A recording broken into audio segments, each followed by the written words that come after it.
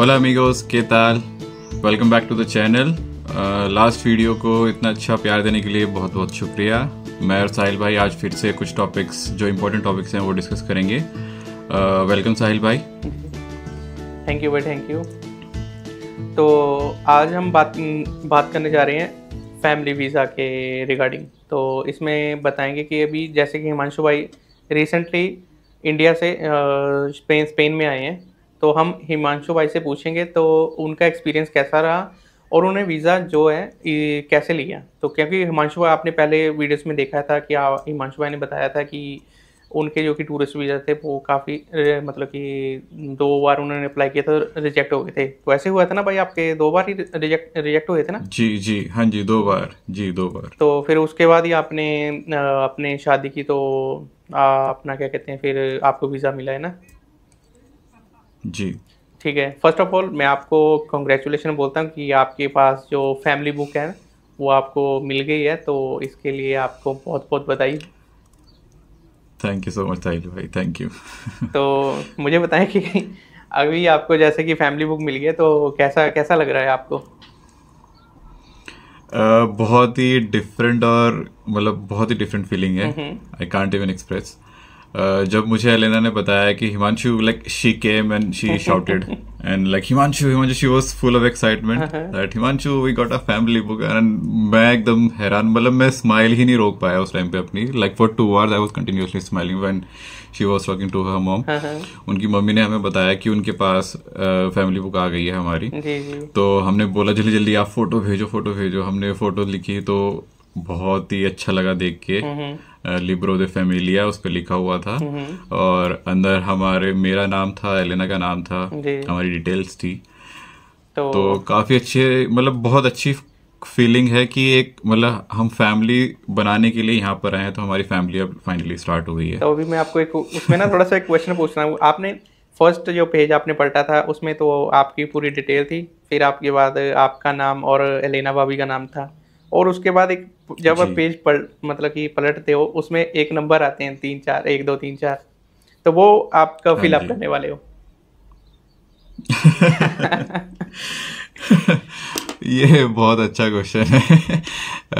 देखिए, जो साहिल भाई बोल रहे हैं वो होता है इको इखा। दैट मीन्स आपकी फैमिली जो आप आगे बढ़ाएंगे, आपके बेटा बेटी, उनके बारे में आपको डालना होता है उसके बारे में। जी। तो साहिल भाई अभी तो हम उसको नहीं फील करेंगे, थोड़ा होल्ड पे है, थोड़ा सेट हो जाए फाइनेंशियली। तो अभी 1-2 साल तक तो हम नहीं सोचेंगे उसके बारे में। बट हाँ, थैंक यू फॉर आस्किंग, उसके बारे में जल्दी करेंगे हम भी। ठीक ठीक है। बस भगवान के ऊपर है कि कितना जल्दी सब कुछ सेट हो जाए।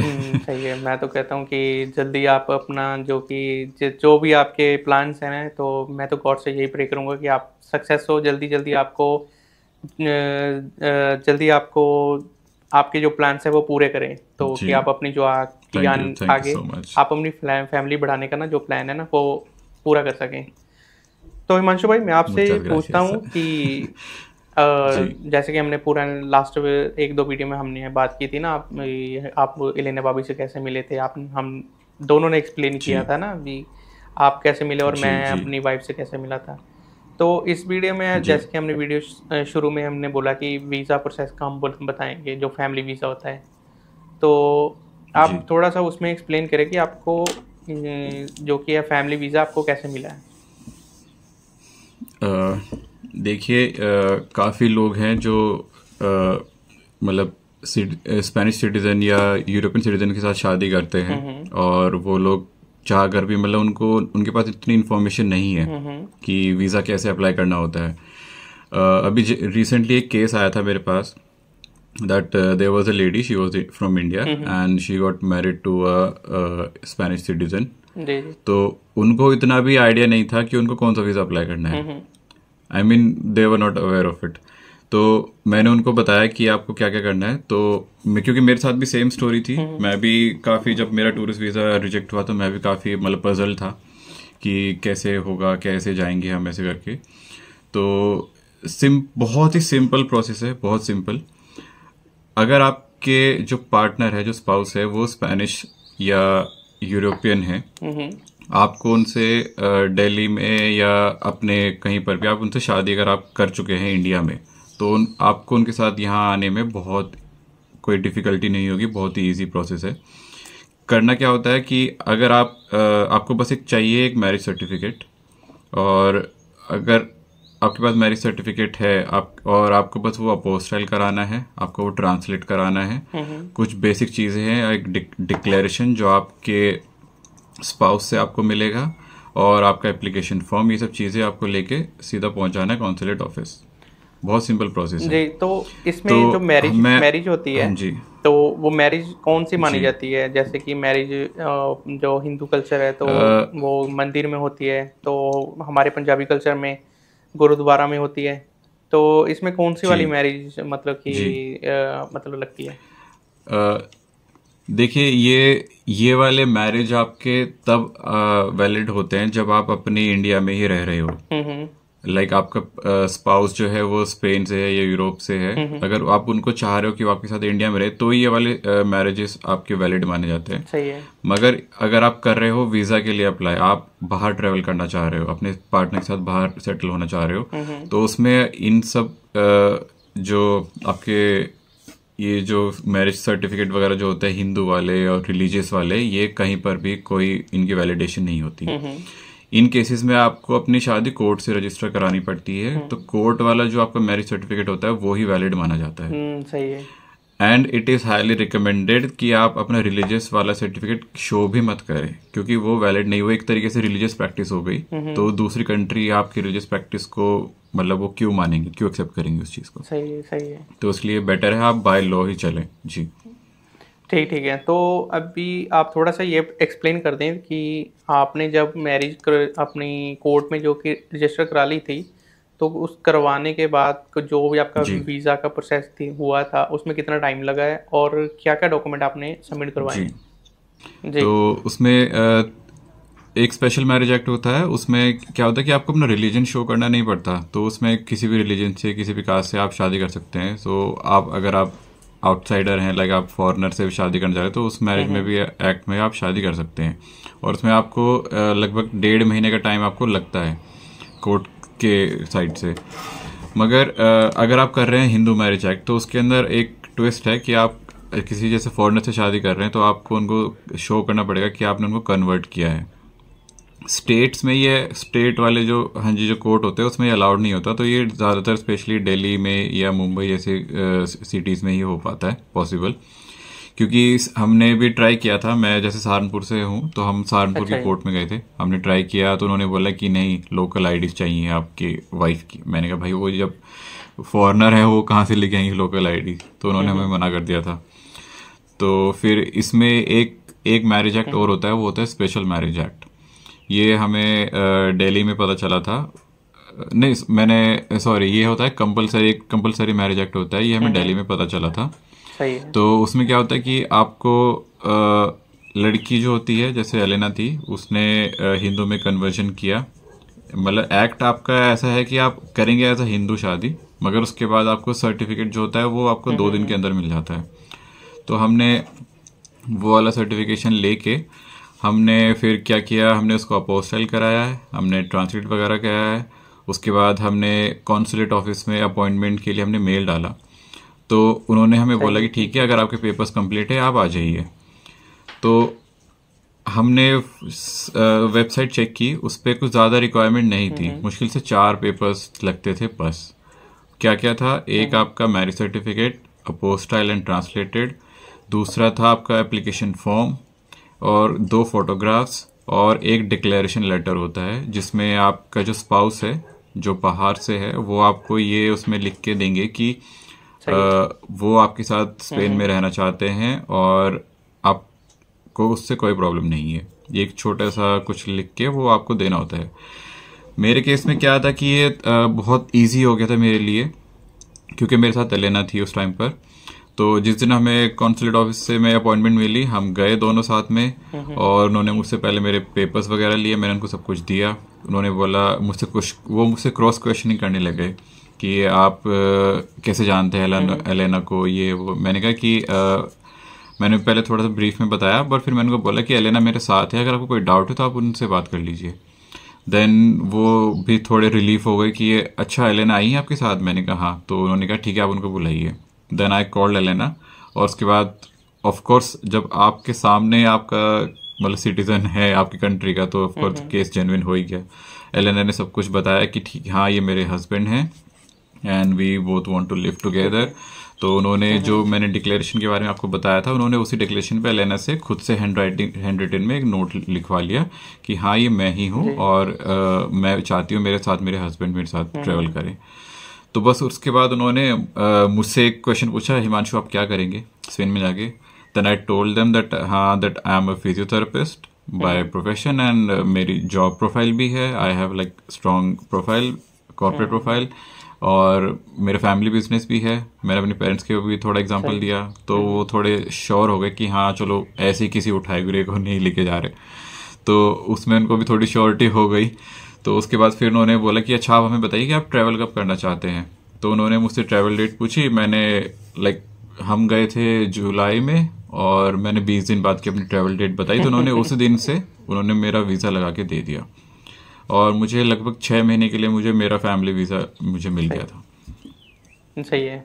तो जब आपका वीज़ा जी आया होगा तो उसमें आपका जो कि रेजिडेंसी नंबर पहले से लगा हुआ था या फिर नहीं? जो भी आपको अभी टीआरसी 5 साल का कार्ड मिला ना, उसके नीचे एक नंबर होता है जो जी जी आईडी नंबर होता है यहाँ का। जी तो वीज़ा के हाँ साथ जी। ही लग गया था या फिर आपको अभी यहाँ पर आके मिला है?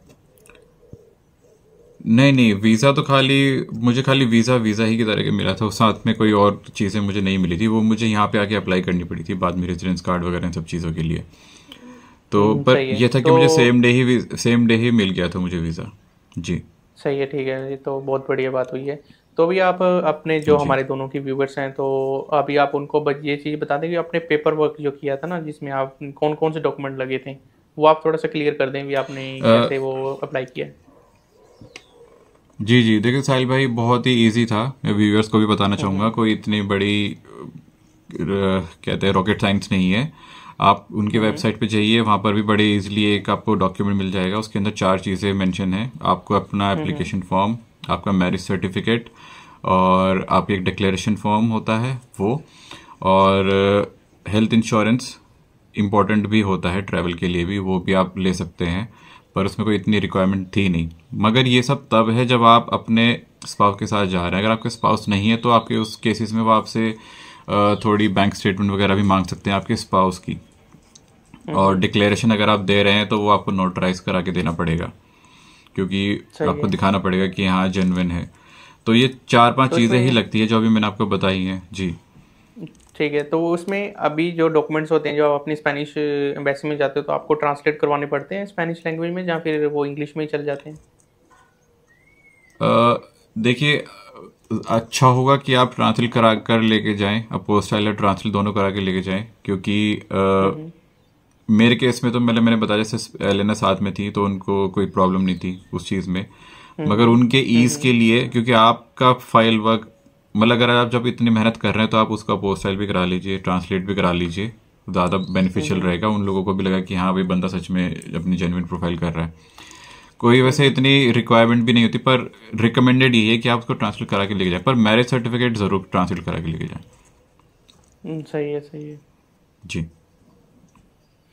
तो फिर बाद जब आप वहाँ से आपका वीज़ा प्रोसेस पूरा हो गया था तो आप फ्लाई करके आप स्पेन में आ गए थे, तो इमिग्रेशन ने आपसे कुछ पूछा या फिर जी। आप जस्ट आपने पासपोर्ट दिखाया और आप मतलब आपको स्टैंप लगी, आप एंट्री कर गए?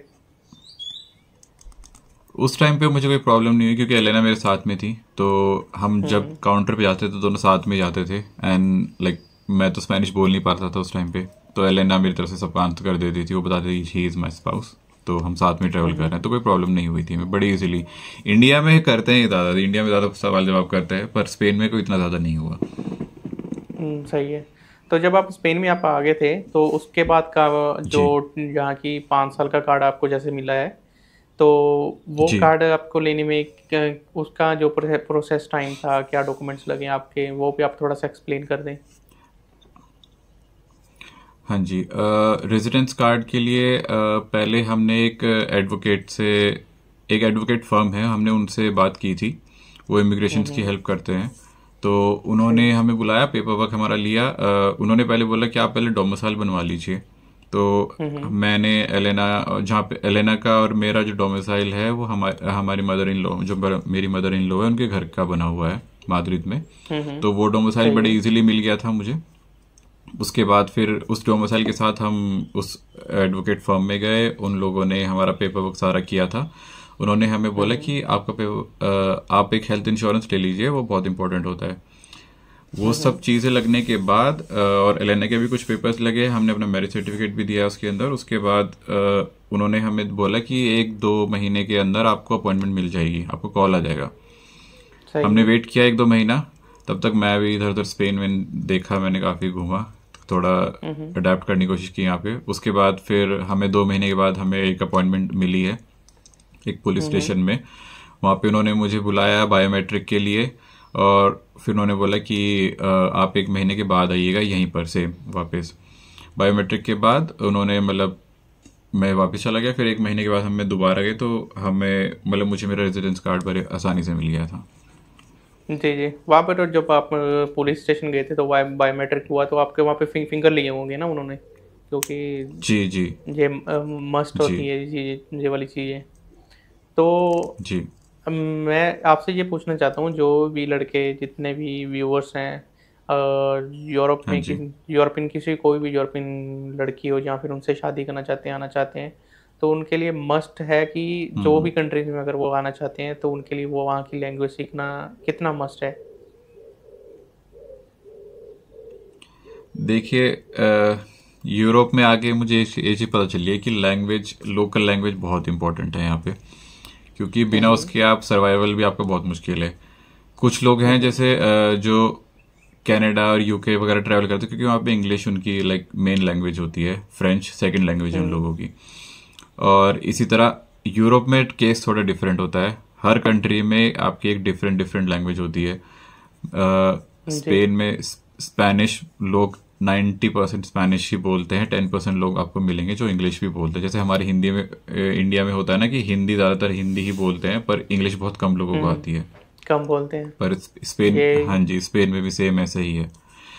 तो ऐसा ही हर मैं आपको कंट्री में थोड़ा ऐसा सा मैं है। आपको ना जी बोले जी मतलब मैं आपको ये भी बताना चाह रहा था कि मैं जैसे इंग्लिश स्पीकिंग कंट्रीज मैंने सर्च की जॉब वगैरह के लिए, तो जैसे आयरलैंड वगैरह था, वहाँ पे वो लोकल डच लैंग्वेज मांगते हैं। एम्स्टरडेम में भी लोकल लैंग्वेज मांगते हैं, प्लस साथ में इंग्लिश मांगते हैं, तो ये काफ़ी दिक्कत है। जी अब आप बताइए।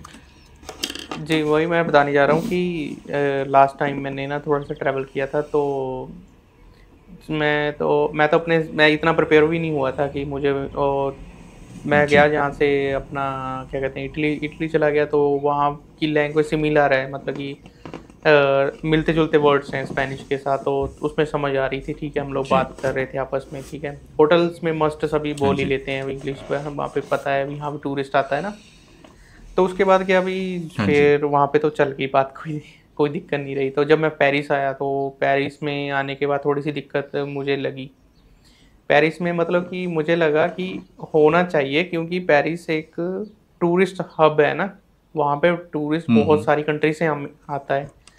तो जब वहाँ से मतलब कि एयरपोर्ट से बाहर निकले तो ठीक है, वहाँ पर इंग्लिश बोल रहे थे वो आपस में, लेकिन जब मैं थोड़ा सा बाहर आके ना मेट्रो स्टेशन पर आए हम लोग वहाँ पर, तो दिक्कत होगी वहाँ पे, मतलब कि नहीं, वो ओनली फ्रेंच ही बोल रहे थे, उनको उसमें मतलब कि इंग्लिश का एक ए नहीं आ रही थी उनको।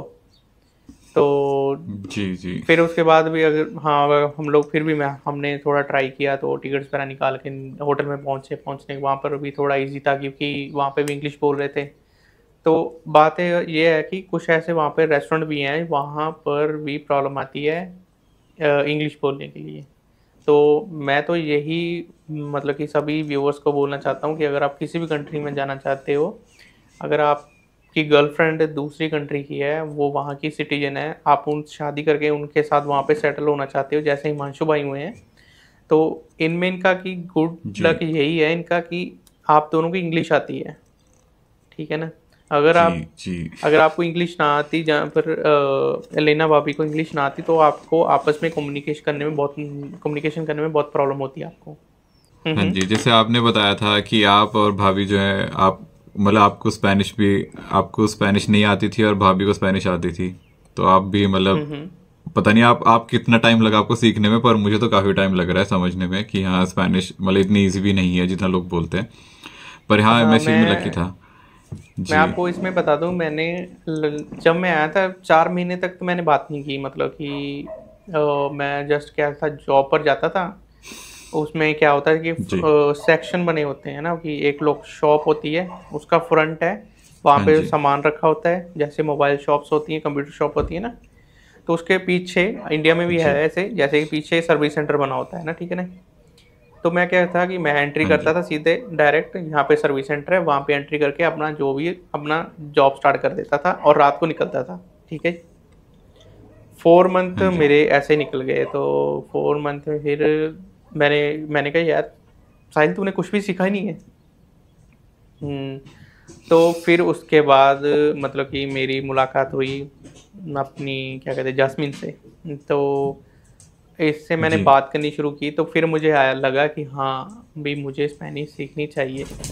तो फिर मैंने विद इन 3-4 मंथ में मैंने कवर कर लिया था काफ़ी स्पेनिश को, कि मैं हाँ इससे बात करने लायक हो गया था कि मैं फ़ोन पर इससे बात कर लूँ।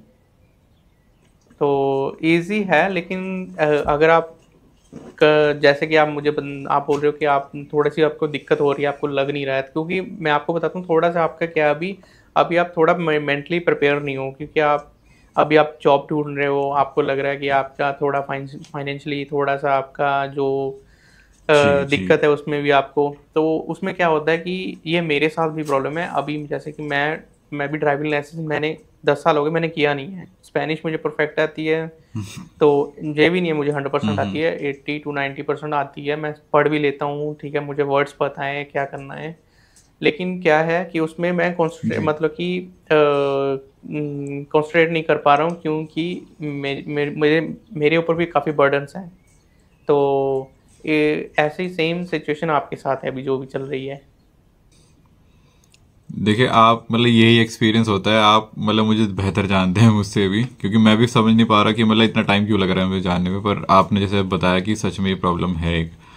तो हाँ मैं हम्म। मुझे अब थोड़ा रिलेवेंट लग रहा है कि हाँ मुझे प्रॉब्लम क्यों आ रही है, क्योंकि मैं काफ़ी ट्राई करता हूँ सीखने की खुद से भी।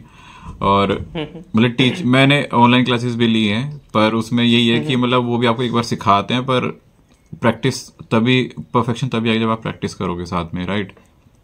तो अब जी जी। ये है कि मतलब आप माइंड अगर जब तक आपका डिस्ट्रैक्टेड रहेगा तो आप फोकस नहीं कर पाओगे किसी चीज़ पे। नहीं कर पाओगे, जी। क्योंकि जी। जब तक आपका माइंड रिलैक्स नहीं होगा ना, तब तक आपके दिमाग में ना वो जो कि वर्ड्स हैं यहाँ के बड़े बड़े टिपिकल हैं बहुत ज़्यादा, कि वो हाँ जी। हाँ दिमाग में जी। बैठते नहीं हैं मेरे। अभी कभी कभी जी। ऐसे होता है ना कि कुछ ऐसे वर्ड होते हैं, तो मैं उसको बोलना चाहता हूँ कि कभी कभी वो फंबल कर जाते हैं। हम्म। तो हाँ, लेकिन फिर मैं उसको दोबारा रिपीट करता हूँ, तो अभी हाँ मैं उसको बोल पाऊँ सही से। तो जैसे मैंने आपको पहले ही बताया जी। था, अभी आप थोड़ी सी जैसे प्रैक्टिस करें ना, तो आपको आपके लिए इजी जी। होगी वो चीज़ें। आपने रिसेंटली आपको जो यहाँ की वो फैमिली बुक मिलती है ना, तो जी। वो आपको मतलब जी। कि कैसे मिली, तो आपको आपके लिए टफ था या फिर इजी था आपके लिए, वो थोड़ा सा बता दें। देखिए जब हमने, मैं बताता हूँ, जब लास्ट ईयर हमने जून में जब शादी की थी, तो हम्म। हमारा मेन थॉट ये था कि हम स्पेन में अपनी शादी रजिस्टर कर लेते हैं, कि हमें लगा कि वो ज़्यादा इम्पोर्टेंट होगा। तो हमने क्या किया, हमने अपने सारे पेपर्स जो जो रिक्वायरमेंट थी स्पेन सिविल रजिस्टर में, तो हमने वो सारे पेपर्स हमने तैयार करके एकदम सब कुछ हमने भेज दिए स्पेन में। तब एलेना इंडिया में ही थी। तो उसके बाद हमें लगा कि कुछ टाइम लगेगा, पर 1 साल लग गया उनका रिस्पॉन्स आने में। 1 साल अच्छा तक वो इन जी। प्रोसेस ही शो करता रहा जी। मैं और तब तक मतलब मेरा हमारा मेन मोटिव था कि उसके थ्रू मुझे वीज़ा मिल जाएगा। मगर ये हुआ कि मुझे सही वीज़ा है। उससे भी पहले मिल गया, सब कुछ बड़ी जल्दी, रेजिडेंस कार्ड भी मुझे बल्कि उससे पहले मिल गया, हमारी शादी रजिस्टर होने से पहले यहाँ पर। तो अभी May 28 को मई में रिस्पॉन्स आया है, इसी लास्ट मंथ, कि आपकी अपॉइंटमेंट है May 28 को, आप आ जाइए और आपका इंटरव्यू होगा। तो सही है। हम गए 28 मई को, हमारी अपॉइंटमेंट थी सुबह 9:30 बजे सिविल रजिस्ट्रार में। उसके बाद अब हम गए वहाँ पर, तो एक लेडी आई, उन्होंने बोला कि आपका दोनों का इंटरव्यू होगा, पहले हम एलएनएस से क्वेश्चन करेंगे, बाद में हम हिमांशु से करेंगे। तो एलेना ने उनको बोला कि हिमांशु को स्पेनिश तो आती नहीं है, can we get like English translator और समथिंग। तो उन्होंने बोला कि नो प्रॉब्लम, वो सब हो जाएगा मैनेज। तो मुझे लगा भाई मुझे इंग्लिश ट्रांसलेटर देंगे, तो उन्होंने फिर एलेना को अंदर लेके गए। उन्होंने एलेना से क्वेश्चंस पूछे, 10-15 मिनट लगाया उन्होंने, काफ़ी टाइम। उसके बाद वो एलेना वापस आ गई। उन्होंने मुझे बोला कि एलेना ने कि आप चले जाइए, आपको बुलाया है अंदर। तो एलेना मुझे बोल रही थी कि मैंने उनको बताया है कि हमने 2018 में डेटिंग की है। मैंने कहा हाँ तो वो तो सही है, दैट्स द ट्रुथ। तो मैंने कहा घबराने की क्या बात है। तो मैं गया अंदर, उन्होंने फिर मुझे बिठाया। तो उन्होंने मुझसे स्पेनिश में क्वेश्चन पूछने स्टार्ट किए। मैंने उनको बोला कि sorry I am not able to understand, like I was expecting English translator. उन्होंने बोला कि डोंट वरी, हम आपसे इजी इजी क्वेश्चन ही पूछेंगे। तो मुझे जो मुझे समझ में आया, उन्होंने पहले मुझसे मेरे सिबलिंग्स के नाम पूछे, एलेना के सिबलिंग्स के नाम पूछे। तो वो सब तो मुझे समझ में आता, थोड़ी बहुत बेसिक तो आती थी स्पेनिश। पर फिर उन्होंने क्वेश्चन जो टिपिकल पूछने स्टार्ट किए, फिर मुझे थोड़ा कन्फ्यूजन होने लगा। तो मैंने अपने फ़ोन में ट्रांसलेटर ऑन करके तो वो मैंने रख दिया। तो जो उन्होंने क्वेश्चन मुझसे पूछे वो सब कुछ मैंने उनको बता दिए। और क्वेश्चन काफ़ी ट्रिकी भी थे। उसमें उन्होंने पूछा कि एलेना ने आपको पैसे दिए हैं यहाँ पे आने के। मैंने कहा नहीं, ऐसा तो कुछ नहीं था। फिर उन्होंने पूछा कि आप कब से जानते हैं एलेना को। मैंने 2018 से, और हमारी शादी लास्ट ईयर हुई है। तो पूछते शादी में कौन कौन था, कौन कौन प्रेजेंट था, ऐसे कर करके। तो ऐसे तो काफ़ी क्वेश्चन उन्होंने पूछे। तो मैं एक दो क्वेश्चन में काफ़ी कंफ्यूज भी हुआ, क्योंकि लैंग्वेज बैरियर जो था उसकी वजह से। पर टचवुड सब कुछ अच्छा रहा हमारा। ऑलमोस्ट लाइक 100% सारे आंसर्स मैच किए, क्योंकि जेन्युइन केस है ऑफ कोर्स। हम ये तो है नहीं कि फ्रॉड कर रहे थे। तो इसी वजह से हमारा इंटरव्यू हो गया दोनों का 15-15 मिनट के अंदर ख़त्म। और फिर उन्होंने बोला कि ठीक है आप लोग चले जाइए, कुछ 1-2 हफ्ते में आपको रिस्पॉन्स आ जाएगा। 31 को उन्होंने हमारी शादी रजिस्टर कर दी विदिन 2 days। मतलब जेन्युइनिटी इतनी देखी केस की कि उन्होंने विदिन 2 days हमारी शादी रजिस्टर कर दी है। और हमें 4 दिन पहले हमें हमारी फैमिली बुक भी मिल गई। सही है, कांग्रेचुलेशन फिर आपको दोबारा से। थैंक यू जी। ठीक है, तो आपने मुझसे पूछा था अपने बारे में। जी। तो मैं भी आपको बताता हूँ कि जैसे आपने ना इंटरव्यू के लिए, चलो आपको तो पता नहीं होगा, लेकिन मैंने प्रिपरेशन की थी पहले। मैंने अच्छा। जैसे आपने भी अपॉइंटमेंट ली थी, आपको पता है कि आप, जैसे आपने बताया कि 1 साल लग गया ना आपको, यहाँ पर भी ऐसे ही था। तो पहले मैंने अपॉइंटमेंट ली, तो हम लोग किसी रीज़न के कारण, मतलब कोई ऐसी प्रॉब्लम आ गई, तो हम लोग गए नहीं, कैंसिल कर दिया वो जी। सेकंड टाइम हमने अपॉइंटमेंट ली फिर जाने के लिए, फिर वो क्योंकि 6 मंथ और मे बी 8 मंथ का गैप आ गया था उसमें, तो हम लोग नहीं फिर जा नहीं पाए, क्योंकि उन्होंने जो डॉक्यूमेंट्स मंगवाए थे तो वो ऑन द वे थे, अभी पहुंचे नहीं थे मेरे पास। तो उन्होंने बोला कि ठीक है आप, उन्होंने फिर अपॉइंटमेंट कैंसिल कर दी। फिर उसके बाद मैंने छोड़ दिया। मैंने कहा कोई बात नहीं, जब होना होगा, जब डॉक्यूमेंट्स आने होंगे, बनने होंगे, बन जाएंगे। तो अच्छा। उसके बाद फिर मैंने जो भी अपना फोकस किया अपनी, क्या कहते हैं, जॉब के लिए जो हुई है ना।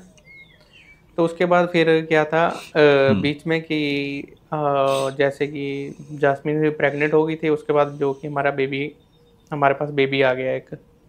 तो वो जब वो आया तो उसके बाद भी हम दोनों ने मतलब कि डिस्कस किया कि अब तो हमारे पास बेबी है, कि हमें चाहिए कि अब मेरे पास एक जॉब होनी चाहिए जो फिक्स हो, जो लीगल हो, कि अगर मुझे कब कोई भी जॉब से निकाल देता है, जैसे कि मैं अभी इलीगल काम कर रहा हूँ ना, तो कोई भी मुझे सडनली निकाल दे तो मेरे पास इनकम का सोर्स होना चाहिए। तो फिर मैंने अपना एक एडवोकेट ढूंढा। तो उन्होंने बोला कि ठीक है तुम अपना पासपोर्ट ले आओ, और जो भी क्या कहते हैं, हाँ उससे पहले मैं थोड़ा बता दूं कि मेरे पास खुद का अपना बिजनेस हमने स्टार्ट कर दिया था। तो हम उसमें क्या था कि जास्मिन के ऑलरेडी मैंने उसका जो कि कंपनी रजिस्टर करवा रखी थी कि वो काम कर रही है, उसकी ये कंपनी है। तो हमने उसके पेपर लगवाए, और मैं आपको ये बता दूं मेरा कोई भी डॉक्यूमेंट नहीं लगा, जस्ट ओनली पासपोर्ट लगा, और कोई भी डॉक्यूमेंट नहीं लगा इंडिया से। पीसीसी वगैरह, पुलिस जो भी आती है ना, पुलिस क्लियरेंस सर्टिफिकेट वगैरह होते हैं, मैरिज सर्टिफिकेट वगैरह होते हैं, कुछ भी नहीं लगा ऐसा मेरा। सिर्फ एक था, उसको हम लोग बोलते हैं लिव इन रिलेशनशिप डॉक्यूमेंट बोलते हैं। तो जस्ट वो, हाँ, वो मैंने बनवाया, वो भी 10 दिन के अंदर, 15 दिन के अंदर बन के आ गया। जब हमने वो सारा सबमिट करवाया ना, तो जो जी। एडवोकेट थी उसकी मतलब कि आगे अंदर पहुंच थी काफ़ी, तो हमें दोनों तीनों को हम्म। डायरेक्टली काउंटर पे ले गई वहाँ पे। तो वहाँ पर फिर जब पेपर वगैरह सबमिट किए हो तो उन्होंने देखा, तो उसने मेरा नाम पूछा जस्ट, और पूछा कि ये बेबी आपका है। हमने वो जो लीब्रो फैमिली है ना आपके पास, वो हमारे पास भी थी, तो हमने जस्ट वो दिखाई है, जी। और उसने सब केस था वो सबमिट कर लिया। और विद इन 3 डेज तो मेरे पेपर अप्रूव हो गए थे। तो उसके बाद जब मुझे पता चला कि मेरे पेपर अप्रूव हो गए हैं, तो बायोमेट्रिक के लिए जाना पड़ता है, तो जैसे आप गए थे फिंगरप्रिंट के लिए, उसको बोलते हैं हाँ हम जी, लोग। हाँ जी, तो मैंने हाँ जी। अपॉइंटमेंट, मैंने सुबह सुबह मैंने फ़ोन पर देखा, और मैंने देखा एक अपॉइंटमेंट है, तो मैंने निकाल ली। उसको निकाल के मैं अपने एडवोकेट को बताया कि मैंने अपॉइंटमेंट निकाल ली है। तो उसने बोला ठीक है, ओके है। तुम फिर उसने मुझे डॉक्यूमेंट भेजे। तो एक यहाँ के लिए एक वो तासा, वो उसको बोलते हैं कि हमने कुछ पेमेंट पे करनी होती है, 20 यूरो। तो वो हम्म। मैंने पेमेंट पे की, और अपना क्या कहते हैं वो बायोमेट्रिक के लिए चला गया। उसके बाद फिर उसके 20 दिन के बाद वो अपॉइंटमेंट मिली थी। उसके 30 डेज के बाद वो मेरा कार्ड जो था वो लेने की अपॉइंटमेंट मुझे मिल गई, और मेरे पास मेरा जो भी, जैसे आपके पास 5 ईयर का कार्ड है, ऐसे मेरे पास आ गया था। वाह। बहुत इजी प्रोसेस था। कोई मतलब डॉक्यूमेंटेशन नहीं मांगा, जी। कुछ नहीं मांगा, जस्ट 2 पेपर लगे, पासपोर्ट और एक सर्टिफिकेट था जो लिव इन रिलेशनशिप का वो था। जस्ट यही चीज़ें और कुछ नहीं। ये बाय लक था कि, लेकिन बहुत सारे डॉक्यूमेंट्स की तो ज़रूरत होती है। तो लेकिन मैं तो बोलता हूँ कि बाय लक मेरा लक साथ काम मतलब काम कर गया, और मुझे इतने डॉक्यूमेंट्स की ज़रूरत नहीं पड़ी। तो साहिल भाई, जब आपने ये वाला पेपर वर्क किया था उस टाइम पर मतलब आपने शादी तो कर रखी होगी ना यहाँ पे स्पेन में, स्पेन की ट्रेडिशन के हिसाब से?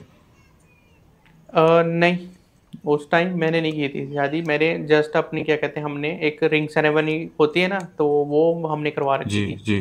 कि हमने अपनी ओके, फैमिलीज ओके। के साथ वो हमने भी हमने अपनी दोनों फैमिली को बता दिया था कि हम लोगों ने मतलब कि हम साथ में रहते हैं, लेकिन हम अपना क्या कहते हैं, हमने एंगेजमेंट करवा ली है। हम 100% शादी ही करेंगे दोनों। जी, जी, जी। हाँ, वैसे तो ये शादी तो बाद ये में। वाली जी, ये वाली फैसिलिटी हमारे इंडिया में नहीं है। जैसे होता है ना कि पार्टनर के साथ आप अपना रजिस्टर कर सकते हैं, है ना? ये सिर्फ यहाँ जी पर जी ही अवेलेबल है यूरोप में। जी जी। तो यही था बस। उसके बाद तो कोई मतलब कि हमने जो शादी बाद में, अभी जो रिसेंटली हमने शादी रजिस्टर करवाई है 2018 में। 18 अच्छा। मे बी 2021 में हमने करवाई है, जो कि मतलब रजिस्टर करवाई है ना। अच्छा, अच्छा, काफी लेट है। लेट लेट ही करवाई है, क्योंकि हमने हाँ जी। गैप डाल दिया था। तो अभी जो रिलीजियस जिसको बोलते हैं, वो शादी हमने नहीं की अभी तक। अभी जहाँ ना ही मैंने अभी ओ, चर्च में शादी की है, और ना ही मैंने अपने गुरुद्वारा में शादी की है। हाँ, सेम सेम हमारा भी, हम भी उसी चीज का वेट कर रहे हैं कि मतलब एक बार, हम्म। क्योंकि हम देखिए ज्यादातर ना जो ये एनआरआईज होते हैं ना, इनका सेम ही केस होता है। आप शादी वगैरह, आपका मेन पर्पस होता है कि आप इधर से उधर पहले सेटल हो जाओ। शादी वगैरह तो होती रहती जी है जी बाद में। तो जी हम भी जी। उसी चीज़ का वेट कर रहे हैं। लाइक मैं एक बार मेरी यहाँ पे जॉब लग जाए तो हम थोड़े और ज़्यादा फाइनेंशियली स्टेबल हो जाएंगे। अभी खाली एलेना हम भी वर्किंग है। तो हम, हाँ हम जी, भी तो हम भी उसी का वेट कर रहे हैं।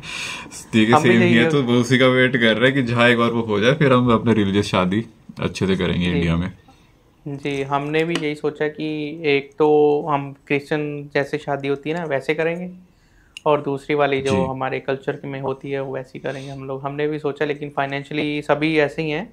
कोई मतलब हाँ जी, हाँ जी। कि इतना बड़ा नहीं है कि भी, जी। हाँ भी हम लोग अभी, क्योंकि अब अगर आप भी इंडिया जाओगे, कम से कम आपको 15 से 20 लाख यूरो तो रुपए तो चाहिए चाहिए आपको शादी के लिए। हाँ जी, हाँ तो जी। जी। तो हमें भी ऐसे ही है, फिर ट्रैवल करने के लिए पैसा चाहिए। तो उसके हाँ लिए थोड़ा जी। स्ट्रगल तो लगेगा अभी फिलहाल। जब भी होगा तो व्यूवर्स को पता चल ही जाएगा। हम्म। करता हूँ। अगर आपको वीडियो अच्छी लगी हो तो आप वीडियो को लाइक करें, कमेंट्स करें। अगर आपका कुछ भी आपका क्वेश्चन है, आपने पूछना चाहते हो वीज़ा के रिगार्डिंग, जो कि स्पाउस के रिगार्डिंग हो, या फिर आपने पूछना हो कि या आपकी किसी और कंट्री की लड़की के साथ आपने शादी करने जा रहे हो, या फिर होगी हो, आपका वीज़ा का प्रोसेस कैसा हो, तो आप हमें हमारे इंस्टाग्राम पर आप मैसेज कर सकते हो। और मेरे से बेटर हिमांशु भाई आपको एक्सप्लेन कर सकते हैं, क्योंकि उन्होंने एक्सपीरियंस उनके साथ रिसेंटली उन्होंने अपना एक्सपीरियंस लिया है। तो आप उनको मैसेज कर सकते हैं उनके इंस्टाग्राम पे। तो फिर मिलते हैं आपको नेक्स्ट वीडियो में, तब तक बाय बाय।